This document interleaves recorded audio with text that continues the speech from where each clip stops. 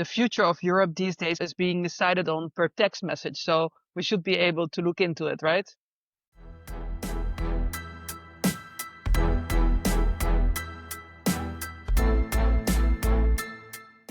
Follow the money. This is the podcast of the European investigative newsroom Follow the Money. I'm your host, Emma de Chatinier, recording here from Brussels, and as usual, I'm joined by Follow the Money reporter and my co-host Alexander Fanta in Vienna. Hi, Alex. Hi, Emma. In this episode, we look at the political fallout from Pfizergate, a scandal that has troubled the Commission presidency of Ursula von der Leyen. At the height of the COVID pandemic, von der Leyen reportedly negotiated a deal for up to 1.8 billion Pfizer COVID vaccines. Part of those negotiations were done through text messages with Pfizer CEO Albert Bourla. But when our very own Alexander asked to see those text messages, the Commission replied with a hard no. What happened next set off a train of events and became a massive headache for von der Leyen. Alex, this was actually the very first story that you wrote when you joined Follow the Money in 2023, right? Yes, indeed. And this is really the first time I gave a comprehensive account of the whole story, which has become kind of the one thing that I'm notorious for in Brussels. And it's been a wild 4 years of covering this. Alongside Alexander, telling more about the stories that he's written, we'll be joined by Follow the Money's Deputy Editor-in-Chief and founder of its Brussels desk, Lise Witteman, who has extensively written about issues of accountability and transparency within the EU. Welcome, Lise. Hello.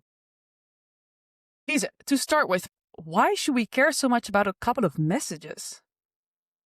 Yeah, very good question. One that I actually get asked quite often. So obviously, it's not about this one deal or about these messages. But to be clear, it was the biggest deal the EU has ever made, a €1 billion deal about a very sensitive topic, the Pfizer vaccines and the way COVID needed to be battled.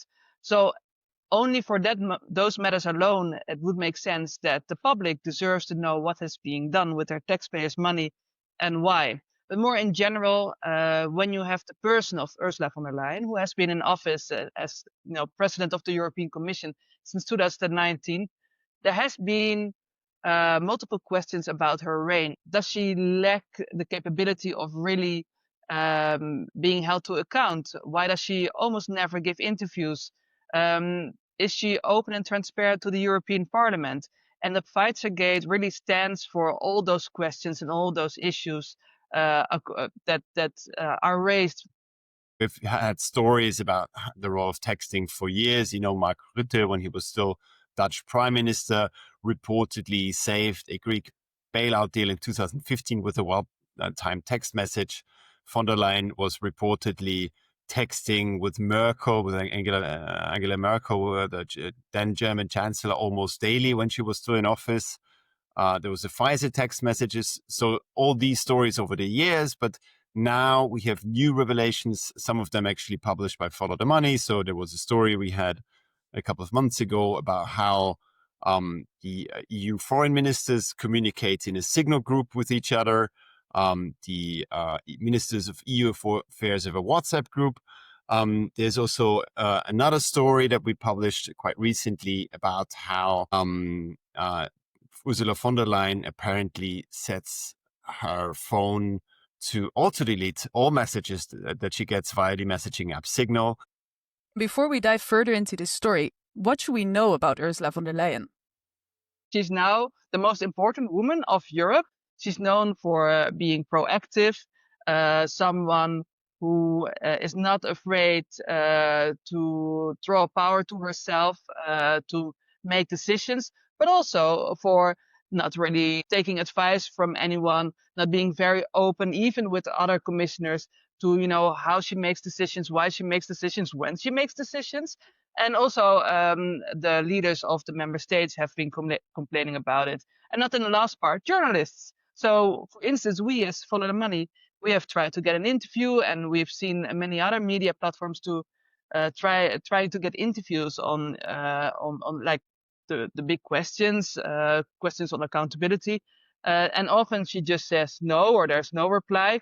And if she gives an interview, it's often, a very framed interview into a certain subject and not into the kind of questions that you and I would like to know, like why did you do it like this? How much money was involved?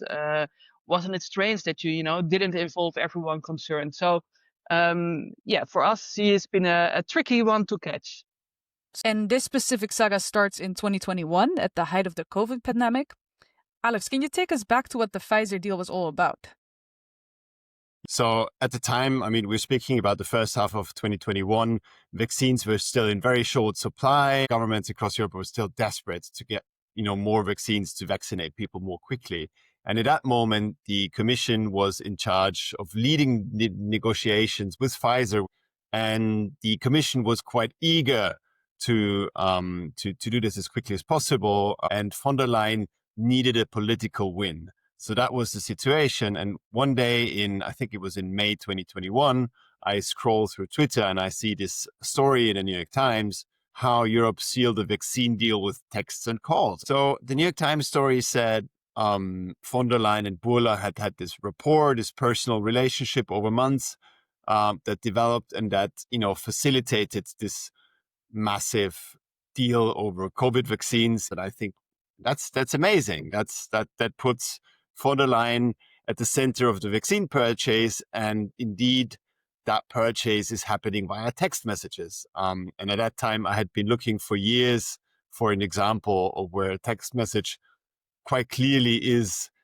a document under the EU's freedom of information law. But I think, all of us saw how text messaging became ubiquitous in the last 20 years. Everyone was chatting on WhatsApp, and more stories emerged how this was also happening at the very top of the European Union. So leaders texting each other. But we had never seen any of these text messages out in the open, in the public. So I was really curious whether it would be possible to force a European institution to admit that these text messages were documents under the law and could be requested via the EU's transparency law. Yeah, so in fact, you kind of say like the future of Europe these days is being made or is being decided on per text message. So we should be able to look into it, right? Exactly. I think you have to understand that, the more informal communication gets, the more important it is what is actually being said and written. So I think, it would be very hard to understand modern politics in Brussels these days without understanding that a lot of that happens via texts and group chats. So you were determined to find out more about those text messages. And what did you do next? So once I read that New York Times story, I thought, okay, let me just immediately make a request. And I said, can you please give me that text message, and linked to the New York Times story. So a month later, I get this reply from the Commission in which they completely ignore, the substance of my request. And I read that and I was really disappointed. So I made an appeal. I said, dear Commission, this just doesn't do. The New York Times story talks about a text message. So I want I want these text messages. And when the Commission finally does answer, they claim, well, we carried out a renewed search, but we didn't find any of the documents corresponding to your request. But they also said something else that I found quite interesting in that reply that they gave. They said, a text message is by its nature a short-lived document, which doesn't in principle contain any important information. So the Commission record-keeping policy would in principle exclude instant messaging. And when I read that, I was a bit baffled. It was like, on the one hand, the president of the Commission gives an interview to the New York Times, and the Pfizer CEO gives an interview to the New York Times, and they say, well, we paved the way for this massive multi-billion euro deal over vaccines, and we did that in calls and text messages. And then the next day, the Commission says, well, text messages are not that important, so we're not keeping them. And I thought that was a massive contradiction. What did you expect that the kind of information that the messages would contain? Because there was, of course, some information about the deal. So what was still secretive? What could these messages potentially reveal? Well, I think, there's a lot about the deal that we didn't understand back at the time. We still don't understand publicly. We don't know the price per dose that was paid. We don't, we didn't know a lot about the liability rules that the Commission agreed to, especially in that second deal. There were a lot of open questions about how it came about, who agreed to what at what time. And so I thought, maybe these text messages give clues to answer at least some of these questions. They're also, about basically, human curiosity, like what kind of relation did Ursula von der Leyen have with Albert Bourla? Were they very friendly? Were they cozy? Might that have influenced the actual deal? So, all of these questions were pertinent, I felt. But you weren't given access to any of those messages. And then what did you do next? I got very frustrated by the Commission reply, and I made a complaint to the European Ombudsman, which is a body of the European Union. They can investigate, kind of cases where the citizens feel that the administration isn't doing the right thing. The Ombudsman can't force the Commission to do anything like give out the text message, but the Ombudsman has investigatory powers. So in the end, the Ombudsman looked into this for a couple of months. They had a big meeting. And then after a few months, the Ombudsman said, well, clearly what happened here was a case of maladministration. So the Commission made a mistake in the way they handled my request. And the Ombudsman said, well, for one, they initially didn't even ask the cabinet of the president for the text messages. The people, the officials, one has to assume they were just too afraid to even approach the president for these text messages. The Commission, absolutely failed to properly reply to the request because they didn't even properly consider it. So in the end, the European Ombudsman says, the Commission did something wrong here. And that is very interesting because that was the first moment that, other people, basically other media organizations, people started to react to this. There was a bit of public outrage. Members of the European Parliament started to demand for answers from the Commission, and it became a thing. It became this scandal called Pfizergate. So you have an ombudsman agreeing with what you said, you have public outrage, but how did the Commission react to all this?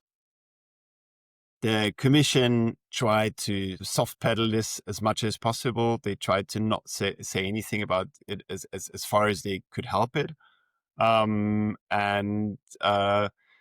They largely got away with that. Initially, like for the days after, they kind of tried to bury the story. Eventually, some members in the European Parliament tried to question von der Leyen in Parliament about the whole thing. So they invited her to attend a committee meeting to testify. She managed to get her allies in the Parliament to kind of postpone, delay, eventually cancel the whole thing. It never happened. So, for a very long time after the whole thing broke, von der Leyen managed to, kind of say anything at all publicly about this. And this is very interesting because most of the time, this is where the story will end. Many of the stories, investigations, FOIA requests we've done would end here. We might go to the European Ombudsman.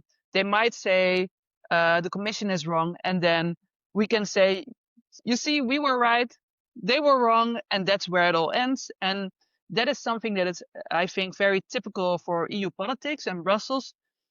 In Brussels, you can get away with a lot more than you would have been able to on the national stage, on the national political stage. And that is really an issue because that makes it so easy for EU officials, people in power in Brussels, to just not live up to the common rules of democracy and accountability. So you're saying it's both in a way quite typical for what happens in Brussels. Usually people get away with these sort of things. And also von der Leyen was used to getting away with these things. But as you already mentioned, in this case, she certainly didn't get away with it straight because the case actually moved to the European Court. And how did those text messages end up there? I would like to say it was because I brought a case, but I didn't. Ultimately, it was the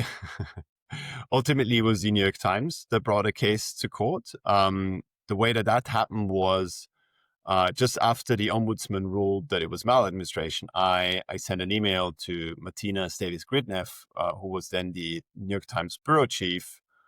She had also written the New York Times story that originally reported that the text message existed. So I emailed Martina and said, what do you think about that? And she right away emailed back and said, well, this is an outrage. And then she eventually involved the New York Times' legal counsel. I think you have to know at this point, the New York Times has a big history of making freedom of information lawsuits in the US. So they fight basically more than a dozen cases a year against the US administration for access to official documents.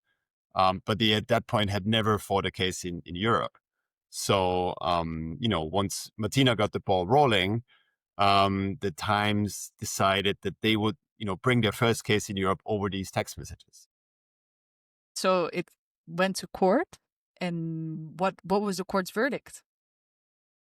So the court, it took a very long time, a lot more than usual. These, kind of access to documents cases usually take 8-9 months. In this case, more than 2 years. It's a sign of how serious the court took this case that they heard it in the Grand Chamber in front of 15 judges. And eventually the ruling came down this year, May 14. The court said quite specifically that the commission was wrong. The court struck down the commission's decision to deny access to the text messages, saying, that they should have done better. That, kind of prompted the commission to make a new decision. And now, do we have the messages? So the messages are, as we understand from the commission's reply, gone. Von der Leyen's chief of staff, Björn Seibert, a very important power broker within the commission, had actually looked at the Pfizer text messages in the summer of 2021, but decided they were merely about logistics and therefore not to be kept. And that was quite interesting because that was after I had first asked for the texts, when they told me, basically texts are not important enough to keep, and we don't have anything that corresponds to your text message. So anyway, it was a massive revelation, and still to this day, I feel that there's a lot of unanswered questions about the whole Pfizergate saga. We just talked a little bit about who Ursula von der Leyen is as a politician. How does this whole story sort of fit into von der Leyen's general way of doing politics? Well, at first, this first part already shows that when it comes to being transparent and approachable, it's clear that even if she doesn't make steps herself, and if she does nothing herself, then at least the people around her already feel like, you have to be careful. You can't go and just knock on her door and say, "Hi, Ursula." The people in the commission were afraid to ask Ursula von der Leyen about her text messages, and it took a long time to even do that. If even her staff is, reluctant to just follow the rules and ask her about this documentation, I think that says a lot about somebody's position in an organization. Indeed. I believe that secrecy is very much part of her political DNA. She never likes to show her cards. This is something basically that she, I believe, learned in German politics, namely that she can get away with that. She never likes to answer questions around her conduct. We've seen this over the years. And that even led to the European Parliament launching a no-confidence vote against von der Leyen after the court case happened. How did that play out for her, Alex?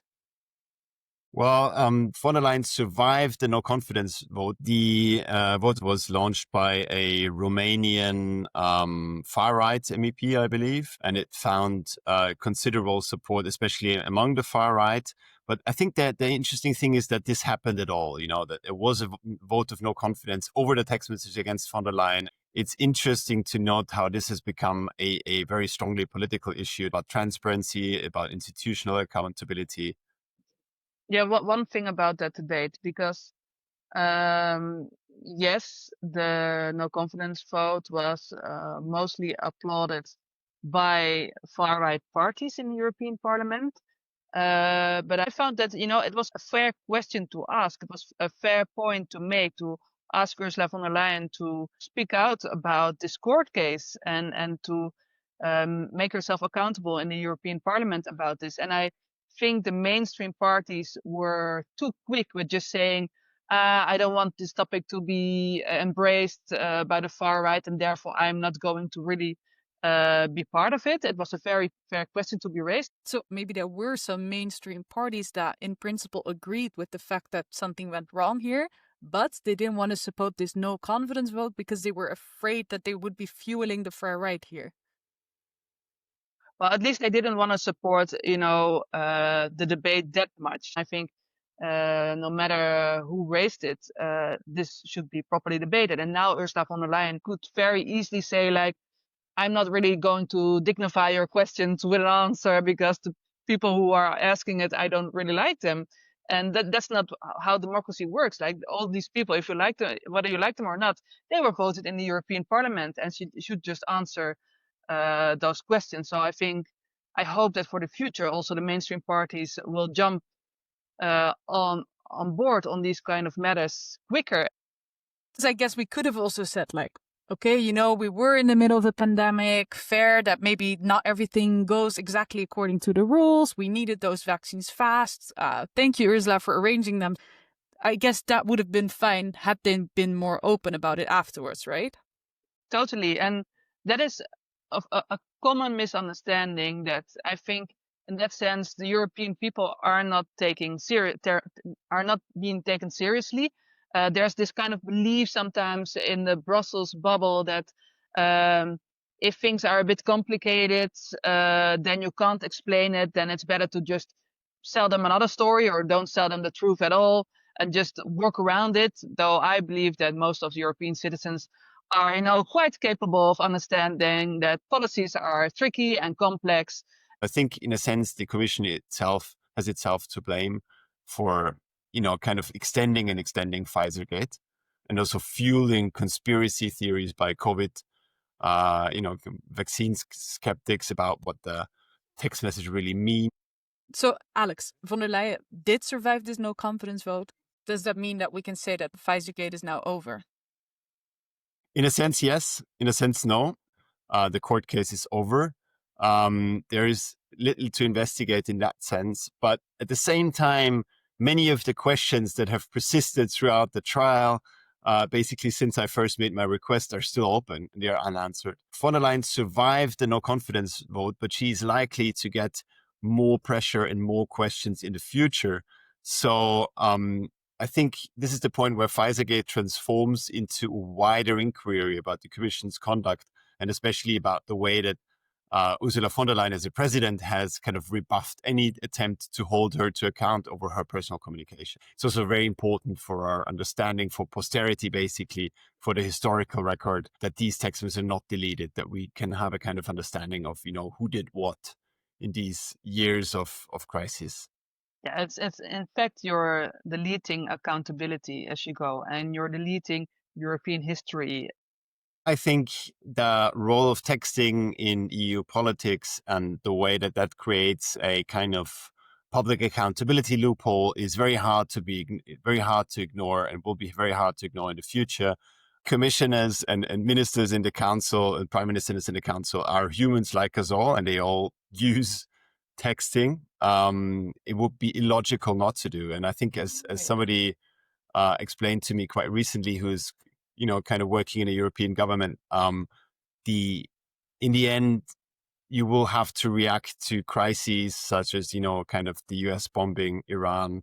You will have to react to that kind of thing very quickly. So normal channels of communication are great, but in this day and age, a group chat will always be the quickest option. And I think that's why we have to assume that a lot of important government communication these days happens via these type of group chats, as we've seen in the US with Signalgate, where the vice president of the US and top officials coordinate strikes on Yemen via Signal Group. So it would beggar belief to say that this is not happening in the European Union as well. And I think that makes it all the more important to have public accountability around that. That's it for today's episode. Thank you so much for joining us, Lise. And you can find all stories on this topic in the show notes and on ftm.eu. And Alexander and I will be back soon for another episode. You've listened to the podcast of Follow the Money. Our watchdog journalism is funded by our members. Subscribe and support European investigative journalism.